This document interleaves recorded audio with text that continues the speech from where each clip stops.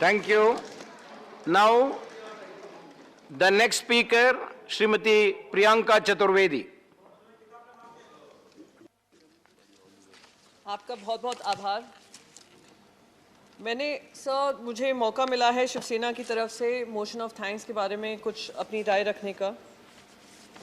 बहुत ध्यान से हमने राष्ट्रपति जी की स्पीच को सुना और उन्होंने बहुत सारी बातें की, बहुत सारे मुद्दों पे उन्होंने सरकार का पक्ष रखा, देश के सामने जो दिशा होती है वो रखने का काम किया। और उनकी भाषण को सुनकर ऐसा लगा कि हमारे देश में अमृतकाल नहीं स्वर्णिम काल शुरू हो गया है। हमारे युवा बहुत खुश हैं, उनके पास रोजगार हैं। हमारी महिलाएं बहुत खुश हैं, उनके पास सुरक्षा है, पॉलिटिकली एम्पावर्ड हैं। ऐसा लगा कि हमारे आम आदमी को किसी तरीके की दिक्कत ही नहीं है। पर सच्चाई और हकीकत आज देश के सामने है और मैं उम्मीद करती हूँ और मैं बिलीव करती हूँ, strong nations are not built by insecure governments और insecure leadership. Strong nations can only be built जहां हम अपनी अच्छाई बुराई सब चीज का ब्यौरा देश के सामने रख सकें। उन्होंने किसानों की बात की। उनकी भाषण से तो ऐसा लगा जैसे किसानों की आय दुगनी हो चुकी है। हम किस बात की चर्चा कर रहे हैं? खुश हैं किसान, खुशहाल हैं, प्रगति हो रही है देश की। पर सच्चाई ये है कि उस भाषण में एक भी बार राष्ट्रपति जी ने देश के सामने ये सच नहीं रखा कि 700 से ज़्यादा हमारे किसान ने अपनी जान दी है और इसलिए जान देनी पड़ी है उनको क्योंकि 3 काले कानून ये सरकार ने लागू किए, प्रजातंत्र के खिलाफ, हमारे संविधान के खिलाफ करके ये कानून पास हुए और इन्हीं किसानों ने उनको मजबूर कर दिया कि ये 3 काले कानून वापस लें। पर उस भाषण में कहीं भी उन 700 लोगों के बारे में, 700 किसानों के परिवारों को किसी तरीके के लिए शोक संदेश नहीं निकल पाया। हम भूल जाते हैं किस तरीके से लखीमपुर खेरी हो या हमारे दिल्ली में बॉर्डर पे बैठे हुए हमारे किसान हो, उनके ऊपर लाठी चलाई गई, कितनों को तो कुचला चल गया।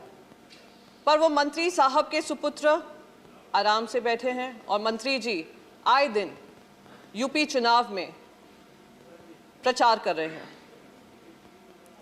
दुख इस बात का होता है कि जो संविधान की रक्षा करने वाली पद होता है, राष्ट्रपति जी का पद होता है, फेडरल स्ट्रक्चर की हम बात करते हैं, फेडरल स्ट्रक्चर का मुद्दा भी उन्होंने उठाया। पर किस तरीके से रोज फेडरल स्ट्रक्चर का हनन हो रहा है, संविधान का हनन हो रहा है, उस पर चुप्पी बांधे रहे। पॉलिटिकल अपॉइंटीज को गवर्नर के रूप में भेजा जाता है। महाराष्ट्र हो, वेस्ट बंगाल हो, तमिलनाडु हो, वो लोग केंद्र सरकार का एजेंडा चलाते हैं और जो उनकी जिम्मेदारी होती है वो जिम्मेदारी नहीं निभा पाते हैं। राष्ट्रपति जी ने युवाओं के बारे में भी कहा कि हमारे युवा प्रगति की ओर हैं। डेमोग्राफिक डिविडेंड की बात करते थे 2014 से पहले, अभी थोड़े खामोश हैं। अगर हमारे युवा इतने खुश हैं तो मैं पूछना चाहती हूं, बिहार, उत्तर प्रदेश और सारे राज्यों में वो आज आक्रोशित होकर प्रदर्शन क्यों कर रहे हैं? बेरोजगारी चरम सीमा पर है, पर केंद्र सरकार वाह भाई वाह लूटने में लगी हुई है।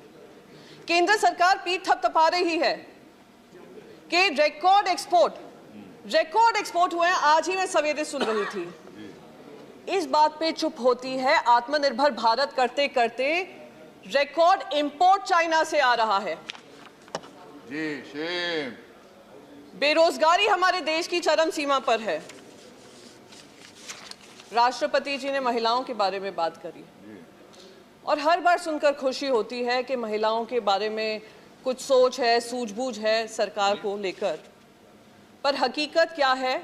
वो देश की महिला और देश की महिलाओं से एक असुरक्षित माहौल जो बन रहा है उस पे के बारे में एक चुप्पी बंधी हुई है। बेटी बचाओ बेटी पढ़ाओ का आज नारा बेटी भुलाओ प्रचार बढ़ाओ बन चुका है।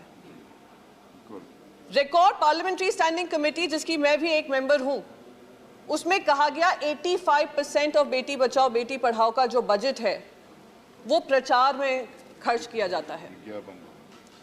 मंत्री जी ने आकर कहा 85% नहीं है, 58% है। अरे 50% से ज्यादा है। और यह हमें गंभीर तरीके से लेना चाहिए कि सच में हमारी बेटियां पढ़ रही हैं या नहीं पढ़ रही हैं। पर सच्चाई ये है कि कोविड कार्यकाल में डिजिटल डिवाइड हो, गरीबी हो और महिलाओं की प्रेफरेंस कम हो, बेटियों को स्कूल से निकाला जा रहा था, चाइल्ड मैरिजेस हो रही थी, मैल न्यूट्रिशन बढ़ रहा था, पर हमारी सरकार चुप्पी बांधे हुए थी। डिजिटल प्लेटफॉर्म्स की बात कर रहे हैं, डिजिटल इंडिया की बात होती है कि डिजिटल सेफ्टी, डिजिटल सिक्योरिटी की बात होती है, पर जब महिलाओं पे, खास करके किसी समुदाय की महिलाओं के साथ अभद्र टिप्पणी की जाती है, अश्लील बातें की जाती है, उनकी खरीद फरोख्त की जाती है, ये सरकार चुप्पी बांधे रहती है। सरकार से मैं कहती रह गई, निवेदन करती रह गई कि ये मामला महिला सुरक्षा का है, पर सरकार ने किसी तरीके का काम नहीं किया। और ये आज मुंबई पुलिस है जिसने महिलाओं को सम्मान देकर वो लोग जो इस तरीके का काम कर रहे थे उनको अरेस्ट किया। ऐसे रूल्स बनने जरूरी हैं। अगर हम डिजिटल इंडिया की बात करते हैं तो digital safety of women in digital spaces होना जरूरी है, और ये केंद्र सरकार की जिम्मेदारी है।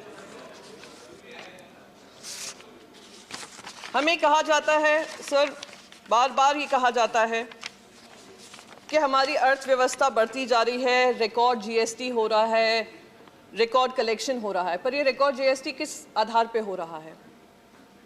एमएसएमईज को खत्म करके हो रहा है, पीएसयूज को कौड़ी के दाम पे बेचकर हो रहा है, कॉस्ट ऑफ लिविंग को बढ़ाते हुए हो रहा है, और गरीबी रेखा में और लोगों को धकेल कर हो रहा है।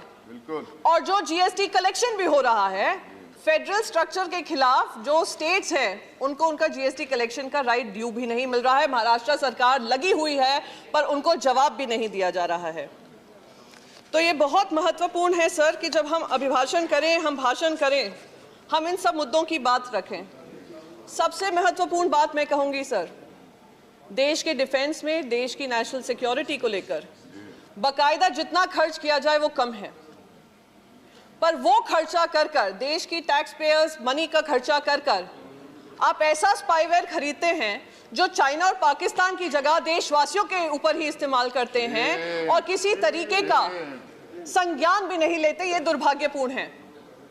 यूएसए हो, फ्रांस हो, जर्मनी हो, इजराइल खुद हो, उन्होंने पेगासस पे जांच शुरू की है, और बार बार कह देंगे सुप्रीम कोर्ट के अंतर्गत है, हवाला देते हैं, पर सुप्रीम कोर्ट के अंतर्गत तो बहुत सारे मुद्दे थे, पर फिर भी जब यूपीए का कार्यकाल था उस पर चर्चा आए दिन पार्लियामेंट में होती थी, पार्लियामेंट को ब्लॉक किया जाता था। तो पेगासस पे चर्चा क्यों नहीं हो सकती, ये मेरी आपसे सवाल है। बिल्कुल होना चाहिए। सबसे महत्वपूर्ण बात पेगासस में ये निकली है, जैसे मैंने कहा सारे देश उस पर इन्वेस्टिगेट करने को तैयार हैं। इजराइल खुद कह रहा है कि इस पर इन्वेस्टिगेशन होना चाहिए।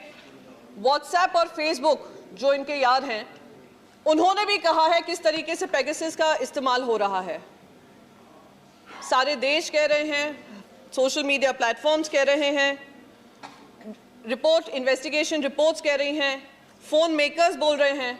एकमात्र हमारा देश है जो स्प्लेंडेड आइसोलेशन में खड़ा होकर कह रहा है कि हमारी कोई जिम्मेदारी नहीं है, हम महिलाओं के ऊपर पेगासस का इस्तेमाल कर सकते हैं। महिला जर्नलिस्ट हो, एक्टिविस्ट हो, विपक्ष की नेता हो, हम उन पे हम इन्वेस्टिगेशन कर सकते हैं, हम पेगासस डाल सकते हैं, उनके फोटोज को इस्तेमाल कर सकते हैं, उनका कैमरा यूज कर सकते हैं, उनका ऑडियो यूज कर सकते हैं।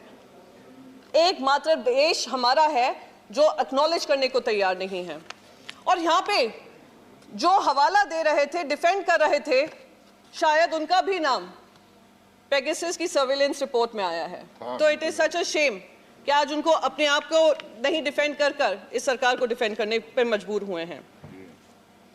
Last but not the least sir, मैं बस एक ही चीज कहना चाहूंगी कि केंद्र सरकार की जिम्मेदारी होती है कि सबको साथ लेकर चलें। जब सबका साथ, सबका विकास की बात रखी जाती है तो सही मायने में हर वर्ग, पिछड़ा वर्ग हो, महिला हो या कोई भी ऐसे माइनॉरिटी कम्युनिटी हो, वो सब आपके देशवासी हैं। Indians first. आपकी जिम्मेदारी बनती है कि अपना कर्तव्य उनके विकास की ओर, उनकी सुरक्षा की ओर और उनकी सारी जो उम्मीदें हैं इस देश से और इस देश की सरकार से, उसको पूरा करने का कर्तव्य आपका बनता है, जिम्मेदारी आपकी बनती है। जो डेमोक्रेटिक इंस्टीट्यूशंस हैं उनको खत्म कर कर ईडी, आईटी, सीबीआई का इस्तेमाल कर कर केंद्र सरकार जो राज्य सरकारों पे कर रही है उसको बंद करे और सही मायने में देश का जो सही दिशा और दशा है उसको तय करें। आपका बहुत बहुत आभार। Thank you so much. Thank you. Now I